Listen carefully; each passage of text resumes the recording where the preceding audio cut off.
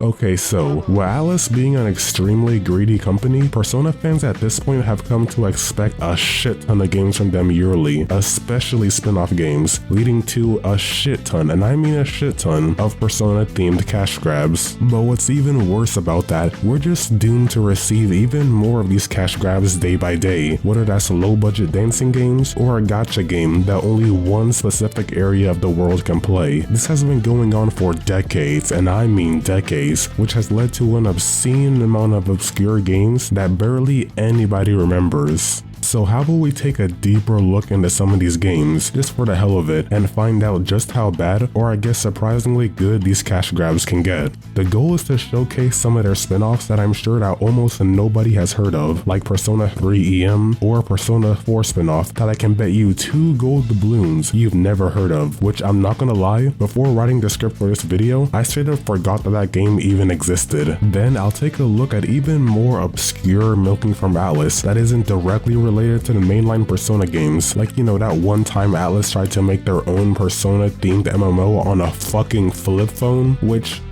went about as well as you can expect. But it's good to keep in mind that most of these games are from the 2000s, so there's little to no footage for them, and barely a plot summary. Let's talk about one of the many ancient relics Persona 3 has to offer. You see, Persona 3 was a complete reset for the series that did pretty well for itself sales-wise. People straight up loved the game, and because of that, Atlus went out of their way to milk it to hell and back, and then back to hell again. This has led to a ton of mobile game spin-offs trying to capitalize off the game's success. Like the topic right now, Persona 3 EM. You see, Persona 3 EM was a flip phone mobile game created during 2007 and released only in Japan. From what's on the Megaten wiki, Persona 3 EM is a side story that happens during the Yakushima trip, good old Operation Babe Hunt trip. Apparently, when the main cast falls asleep in the Yakushima hotels, they wake up in the nightmare hour, which for this video, we'll call it the Temu Dark Hour, and the party pretty much explores Temu Tartarus, which is called, and I apologize, it's called Onirus. Oni-Arus? Come on, you know me by now, please. Which comes equipped with 80 floors and 4 Archie Persona bosses. You can basically think of the Archie Persona bosses as shadowed bosses before Persona 4 really nailed it down. Apparently, the game completes once all 80 floors have been beaten, and they even came equipped with its own New Game Plus, which, from what I'm reading, this game seemed just incredibly detailed. Not only did it come equipped with its own 80 floors, which is insane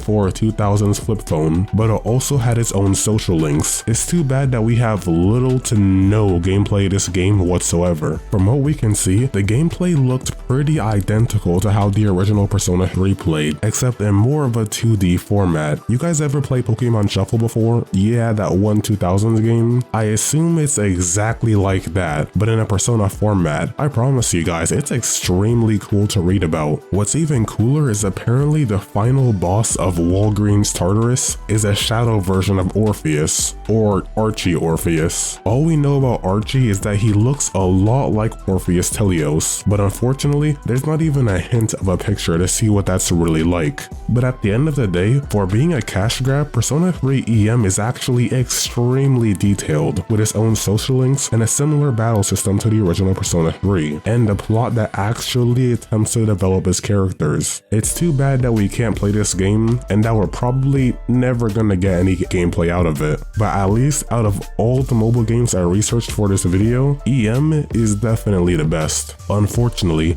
while Persona 3 proved to have some pretty damn good mobile games like Persona 3 EM, Persona 4 on the other hand had its quality drastically decrease. We only have 2 known mobile games to talk about, but for this video, we're gonna talk about a little game known as Persona 4 Colors. You see, just like Persona 3 EM, Persona 4 Colors was a pretty obscure spin-off that was primarily made for Japanese flip phones in 2011, which is just a tiny bit interesting because Persona 4 Golden basically released right after, so that's something. But anyway, Persona 4 Colors is a hell of a lot less detailed than something like Persona 3 EM. Despite being made by the exact same company, the quality gap in between these two games is massive, and when I say massive, I mean massive. Persona 4 Colors is literally just a bunch of simple minigames. And I mean really simple minigames. From what I'm seeing on the wiki, the game only included 4 different minigames. There's one where you help Yukiko collect the right ingredients for a recipe she's making, then another one where you have to time Chie's galactic punt correctly to see just how far you can launch an enemy, then a really goofy game where you slide down a slope as Youske, trying to avoid trash cans. Yeah, and then the final game, the boss battle, where you have to avoid a few shadows to reach a treasure chest. To be fair, I did warn you guys that this was going to be really simple. Yeah, it's unfortunate, but this game is straight shovelware from Atlus, the type of game that had people believing that mobile games were hot garbage for years on end. What's a little interesting is that it looks like the entire game is based off the beginning of Persona 4, specifically Yukiko's palace. Apparently, the game also had a gallery of some sort, with some wallpapers, I guess, that you could use once shuffle time is finished. That game also kept a track of your score, and then you'd be able to compare that score to other top players. You know, if you want to be the best out of the Persona 4 minigame, I guess. Yeah, this entire game basically just plays like a really goofy version of cool math games. It's a little tragic because Persona 3 EM was surprisingly good, but from what I've read here, Persona 4 Colors is really ass. The only other mobile spin-off that Persona 4 has to its name is essentially a really greedy gacha game. It's a really goofy gacha game known as Persona 4 The Card Battle, where you can basically just collect personas, then you can battle random characters from Persona 4, like Ko in this picture. You know, I wonder if he still loves them balls. But anyway, while Persona 3 EM was a mini version of Persona 3, both gameplay wise and story wise, Persona 4 only had cash grabs that almost nobody today would touch. It sucks, but it is what it is. But while Ko really loves his balls, I'd love it if you dropped your boy a nice like on the video. Maybe subscribe if you found the video enjoyable so far. These videos do take a while to make, and it would be greatly appreciated. Anyway, while Persona 3 Colors was straight ass, at least we did know a little bit about it, but Persona Mobile Online has straight up become lost media. Persona Mobile Online is a doozy, I'm not gonna lie with you. From what we know, Persona Mobile Online was an MMO released for Japanese flip phone in... oh damn. You know it's obscure when the wiki can't even settle on a date. It's somewhere between March 16th and November the 5th in Japan, and was apparently priced at 525 yen, or $3.25 today. From the looks of it, the game had a lot in common with Persona 3, and I mean Jesus, they were extremely experimental with flip phone games during Persona 3. But anyway, the game not only had its own social link system called Arcana Points, which is basically a system that encourages you to interact with other players for more points, but it also had similar shadows and gameplay from Persona 3, apparently even keeping the exact same knockdown system from Persona 3. There's even a character called Eta Sanada, but what he is, or where his story is, I have no clue. I mean, he boxes and he has white hair like Aki, but that's about as far as similarities go.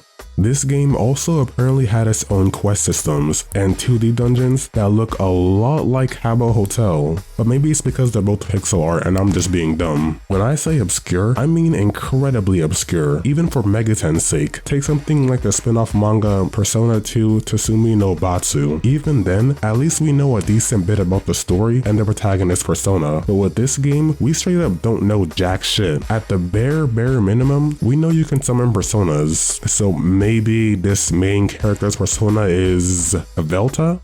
Your guess is as good as mine, mate. You know, it really is unfortunate that we know next to nothing about this game. From what we do know, the level of detail in this game is almost as much as Persona 3 EM. The game even had its own established cast and party members, which if you ask me again, is extremely impressive for a 2000s flip phone. They really went all in for a game that would be completely lost years later. But hey, hopefully this game gets found in some way, kinda like SMT Imagine. In a playable state, I'd hope. But yeah, that's the video. An honorable mention are these pachinko machines, which Japanese companies just straight up love to do for their IPs. They even got Devil May Cry. But anyway, these pachinko machines are basically just gambling. But what's surprising is that these machines even went all the way back to the original Persona 3. That really goes to show you that Atlus started milking Persona 3 on frame 1, I swear. But anyway, except for Persona 4 Colors, these spin-offs were surprisingly good. They really put a good amount of effort into making these games play like their original versions. This is a random tangent for me, but man, I really wish Atlus put just a little bit more effort into the spin-offs they release. The range of quality even decades ago with Persona 3 EM and Persona 4 Colors is insane, and it's the exact same today. The range of quality between Persona 5 Strikers and Persona 5 Tactica is also massive. I guess it is what it is.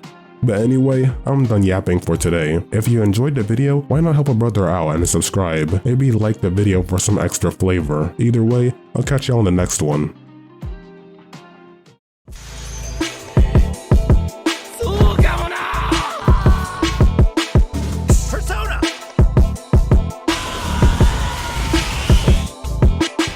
Now get on this t-shirt!